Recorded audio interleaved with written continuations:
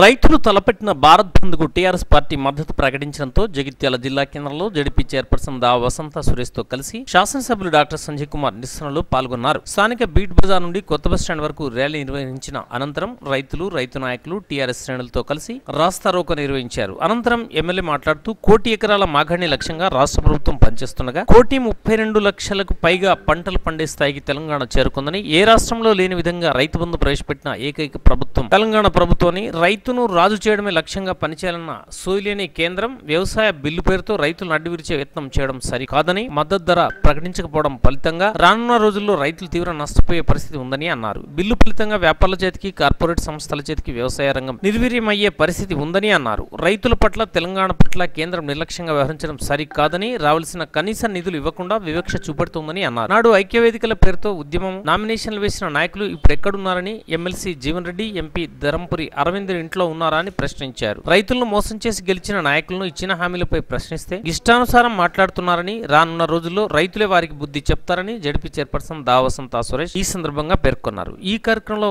Raikal municipal chairman మోర హన్మాళ్లతో పాటు ఎంపీపీలు, జడ్పీటీసీలు, ఏఎంసీ చైర్మన్లు, సర్పంచులు, ఎంపీటీసీలు, ఉప సర్పంచులు, పట్టణ మండల అధ్యక్షులు, యూత్ నాయకులు, కార్యకర్తలు తదితరులు పాల్గొన్నారు.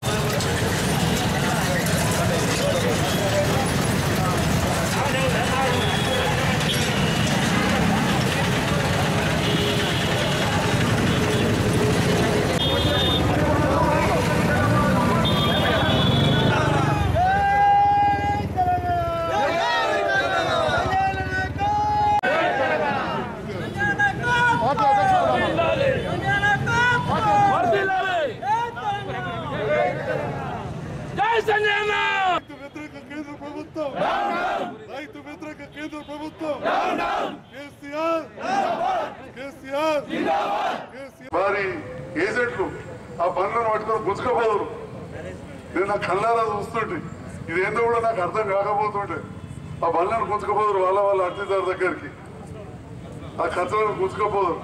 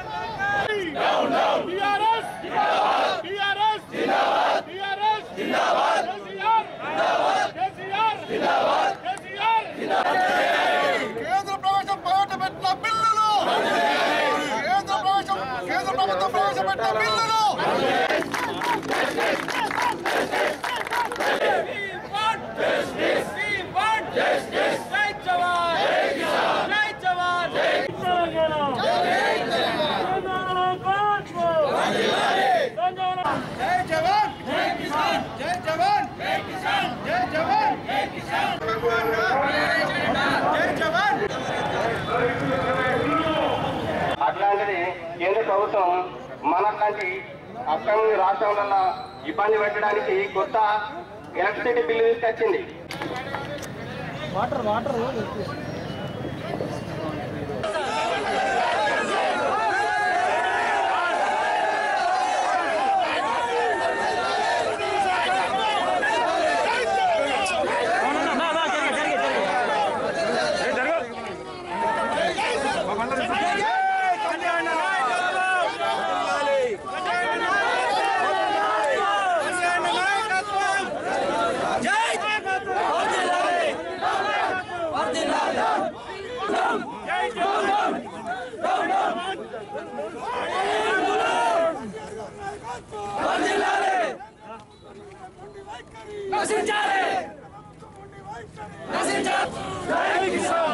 మీరు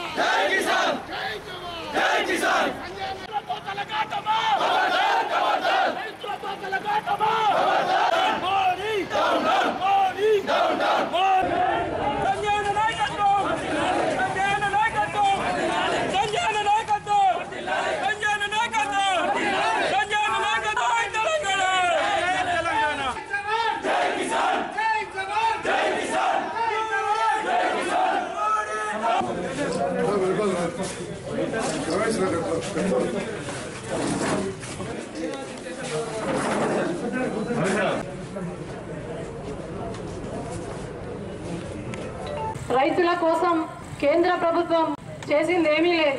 మన తెలంగాణ రాష్ట్రం వచ్చిన తర్వాత అనునిత్యం కూడా ప్రతిరోజు రైతు కోసం ఆలోచించే రైతు బిడ్డ మన ముఖ్యమంత్రి గారు. గతంలో ఇక్కడ ఉన్న పెద్ద అందరూ కూడా పెద్దవాళ్ళు, అందరూ కూడా రైతు కుటుంబం నుంచి వచ్చిన వాళ్ళు. 24 గంటలు కరెంటు మనం చూస్తామా అని కూడా అనుకోలేదు. మేము కూడా రైతు బిడ్డలం. మా ఎమ్మెల్యే గారు కూడా వ్యవసాయం చేసారు. ఎప్పుడు చూసినా కూడా 2 గంటలు 4 గంటలు కరెంట్ ఇస్తే ఎక్కువ. కుటుంబాన్ని వదిలిపెట్టి ఆ రైతు తుప్పడి పట్టుకొని పోయి ఆ పొలం పడుతుందో ఎండుతుందో తెలియని పరిస్థితుల్లో ఆనాడు ఆ కాంగ్రెస్ ప్రభుత్వ పాలనలో రైతులు ఆత్మహత్యలకు గురై ఆ రైతు పొలం చూస్తే ఎండిపోతే అక్కడే ఆత్మహత్య చేసుకునే పరిస్థితి గత ప్రభుత్వ పాలనలో ఉండే. తెలంగాణ రాష్ట్ర ప్రభుత్వంలో ముఖ్యమంత్రి గారు సన్న రకాలు పండించమన్నారు. ఎందుకోసం పండించమన్నారు? దొడ్డు బియ్యం నేను తినా నువ్వు తినవు కాబట్టి ఉన్నాయి, పండించినవి చాలా వరకు ఉన్నాయి, ముక్కబట్టిపోతున్నాయి. కాబట్టి సన్న బియ్యం పెడితే మనం తింటాము. నియంత్రిత సాగు రావాలి. ఇప్పుడు ఆయిల్ కానీ అనేక రకాల పంటలను మనం దిగుమతి చేసుకుంటున్నాం. డిమాండ్ ఉన్న పంటలు పండించినట్టయితే రైతు ఒక సాఫ్ట్వేర్ ఉద్యోగి ధీటుగా కూడా వాళ్ళు ఎదగాలన్నదే మన ముఖ్యమంత్రి గారి ఆలోచన. ప్రభుత్వం ఏం చేసిందంటే మన రాష్ట్రానికి మీరు ఇంతకంటే ₹1 పెంచినా కూడా, ఇది నిజంగా కూడా మీడియా ద్వారా వినాలి, ఇంతకంటే ₹1 ఎక్కువ పెంచినా కూడా మేము మీ దగ్గర నుంచి వరి కానీ ఎటువంటి ధాన్యాన్ని కూడా తీసుకోమని చెప్పేసి మన రాష్ట్రానికి ఇదే బీజేపీ అధినేత నరేంద్ర మోడీ గారు పంపించడం జరిగింది. కాబట్టి ఆలోచించాలి. మినిమం సపోర్ట్ ప్రైస్ అనేది నిర్ణయించేది కేంద్ర ప్రభుత్వం, రాష్ట్ర ప్రభుత్వం కాదు. దీన్ని మీడియా ద్వారా రైతులందరూ కూడా అర్థం చేసుకోవాలి. మినిమం సపోర్ట్ ప్రైస్ మద్దతు ధర అనేది ఇదాన్ని జవహర్లాల్ నెహ్రూ గారు ప్రధానమంత్రి ఉన్నప్పుడే దీనికి ఒక చట్టం తీసుకొచ్చారు. అప్పుడే దీనికి ఒక మద్దతు ధర అనేది కేంద్రం నిర్ణయించాల్సిన అవసరం ఉంటుంది. ఢిల్లీ కేంద్రంగా ఎన్నో రైతు సంఘాలు ధర్నాలు చేస్తున్నా పట్టించుకొని బీజేపీ నేతృత్వంలోని కేంద్ర ప్రభుత్వాన్ని మరొకసారి వాళ్ళకు గుర్తు చేసి ఈ రైతు వ్యతిరేక చట్టాలు ఏవైతే చేసినాయో 3, ఒకటి మన మార్కెటింగ్ విధానం పైన, అంటే వివిధ రకాలైన పంటలు ఎక్కడైనా అమ్ముకోవచ్చు, ఎవరైనా కొనవచ్చు, ఎక్కడైనా నిల్వ చేసుకోవచ్చు అనే ఒక తప్పుడు మార్కెటింగ్ విధానం పైన ఒక చట్టం, అదే విధంగా విద్యుత్ విధానం పైన ఒక చట్టం. ఈ రకంగా చేసిన చట్టాలను వ్యతిరేకిస్తూ ఈనాడు దేశవ్యాప్తంగా సమ్మెకు రైతు సంఘాలు పిలిపించింది. దీనికి సంఘీభావం ఎక్కడికక్కడ జాతీయ రహదారులు దిగ్బంధం చేయాలని పిలుపును మన కార్యనిర్వాహక అధ్యక్షులు పెద్దలు కేటీ రామారావు గారు ఇవ్వడం జరిగింది. దానికి అనుగుణంగా తెలంగాణ రాష్ట్ర వ్యాప్తంగా ఎక్కడికక్కడ ఈ దిగ్బంధం జరుగుతున్నాయి. కాబట్టి దాదాపు అన్ని రోడ్లు కూడా అన్ని కూడా నిర్మానుష్యమైనవి. ప్రజలందరూ కూడా ఈనాడు సహకరించి ఎక్కడికక్కడ వారు వ్యాపారస్తులే కావచ్చు, వివిధ రంగాల ప్రజలు ఈనాడు బంద్ పాటిస్తా ఉన్నారు. ఈ వ్యవస్థలో మార్పులు తీసుకొచ్చి ఏ గ్రామానికి ఆ గ్రామానికి కొనాలని చెప్పి వ్యవస్థ తీసుకురావడం జరిగింది. కొన్నిసార్లు చెప్పుకోవచ్చు కాంగ్రెస్ నాయకులు ఐకేపీ కేంద్రాలు మేము ప్రారంభించినామని. కాంగ్రెస్ పాలన ఉన్న సందర్భంలో జగిత్యాల మండలంలో 3 నుంచి 5 ఐకేపీ కేంద్రాలు ఉండినాయి. ఇవాళ 22 ఐకేపీ కేంద్రాలు వచ్చినాయి. 22 అంటే ఆ స్థాయిలో మార్కెటింగ్ విధానాన్ని రైతులకు అందుబాటులో తీసుకొచ్చే విధంగా సంవత్సరం చూసాం మనం. పంట దిగుబడి తగ్గింది, కానీ ఇవాళ రైతన్న కాసరా అయింది. 5,000 రూపాయల రైతు బంధు పథకం అని చెప్పి నేను ధైర్యంగా 5,000 రూపాయలు. ఒక్కొక్క ఎకరానికి 10 క్వింటాలు కూడా వచ్చిన దాఖలాలు లేవు. కొన్ని చోట్ల వర్షాలు ఎక్కువ పడ్డాయి, రోగాలు వచ్చినాయి. అప్పుడప్పుడు చెప్తుంటారు బోనస్ ఇచ్చినామని చెప్పి. ఎంత ఇచ్చినాయా మీరు బోనస్? ఎక్కువ ఇచ్చింది 50 రూపాయలు. ఓకే, ఇవాళ ఇస్తే నువ్వు 200 ఇస్తూ కావచ్చు. అంటే 10 క్వింటాలు 15 క్వింటాలు పడితే ఆ 200 ఇచ్చినా 3,000 రూపాయలు. కానీ ఇవాళ తెలంగాణ ప్రభుత్వం ఇస్తున్నది 5,000 రూపాయలు చెప్పి తెలియజేస్తా ఉన్నాం. ఎకరాకు 5,000, 2 పంటలు కలిపి 10,000 రూపాయలు. దేశంలో ఎక్కడా లేదు. ఈ ప్రతిపక్షాలు మెచ్చామని మాకు అవసరం లేదు. ప్రపంచ ఆహార సంస్థ మెచ్చింది. ఈ కార్యక్రమాలు, ఇట్లాంటి కార్యక్రమాలు ఎన్నో చేశాం. మరి తెలంగాణ రాష్ట్ర ప్రభుత్వం ఏర్పడినప్పటి నుంచి కేంద్ర ప్రభుత్వాన్ని అడుగుతున్నారు, అయ్యా ఉపాధి హామీ పథకం ఉన్నది, ఎక్కడో పుట్టకోయి పనిచేస్తున్నారు మన కూలీలు, ఆ ఉపాధి హామీ పథకాన్ని వ్యవసాయానికి అనుసంధానం చేయండి అని చెప్పి 1కి 10 సార్లు మన ప్రభుత్వం అడిగింది. ఎన్నడన్నా చేసిన వీళ్ళు వినడన్నా పట్టించుకున్నారా? అదే ఉపాధి హామీని మన రైతులకు అనుసంధానం చేసుంటే ఆ కూలీ బాగుపడేవాడు, రైతు బాగుపడేవాడు, ఆ పెట్టిన దానికి కొంత ప్రొడక్టివిటీ ఉండేది. ఇక ఏదో పని చేయించాలి కాబట్టి గుట్టల పట్టి కాలాలు తవ్వుతూ ఉంటే పోయిన సంవత్సరం మేము ప్రత్యేకమైన శ్రద్ధ తీసుకొని మొత్తం కాలువలు క్లీన్ చేసే కార్యక్రమం చేశాం. మరి ఈ రకంగా కేంద్రం ముఖ్యంగా తెలంగాణ పట్ల ఎంతో వివక్ష చూపుతున్నది, రైతుల పట్ల వివక్ష చూపుతున్నది. నేను ఇవాళ జగిత్యాల కేంద్రంగా పనిచేస్తున్న ఒక ఐక్య వేదిక ఉన్నది. కాంగ్రెస్ బీజేపీ ముసుగులో ఉన్న రైతు ఐక్య వేదిక. కాంగ్రెస్ బీజేపీ ముసుగులో ఉన్న రైతు ఐక్య వేదిక ఈనాడు దేశవ్యాప్తంగా రైతాంగాలు ధర్నా చేస్తా ఉంటే, నీళ్ల ట్యాంకులు కొడతా ఉంటే కింద పడతా ఉంటే, టియర్ గ్యాస్ షెల్లు కొడతా ఉంటే కింద పడతా ఉంటే, రోడ్ల మీద వంట చేసుకుంటూ చల్లో పడి ఉంటే మరి ఈ రైతు ఐక్య వేదిక ఎక్కడ పోయింది కనబడతలేదు అని చెప్పి నేను అడుగుతా ఉన్నా. అంటే ఈ రైతు ఐక్య వేదిక ఆనాడు కవితక్క ఓడించే నాడు నామినేషన్ చేసిన వాళ్ళు, ఆ తర్వాత ఎన్నో దొంగ ధర్నాలు చేసిన వాళ్ళు ఇవాళ ఎక్కడ పోయినాయా మీరు అని అడుగుతున్నా.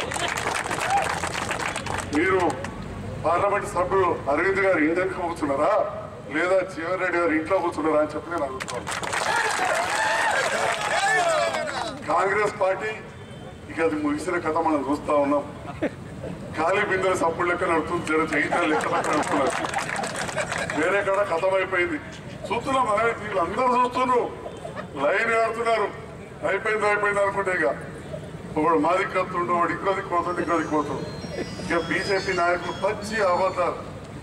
ఇంతకుముందు వక్తలు చెప్పినట్టు, అట్లా చెప్పి చైర్మన్ గారు చెప్పినట్టు ఒక మతతత్వం మీదనే పోతున్నారు తప్ప మేము ఇది చేస్తున్నాం అన్నది లేదు.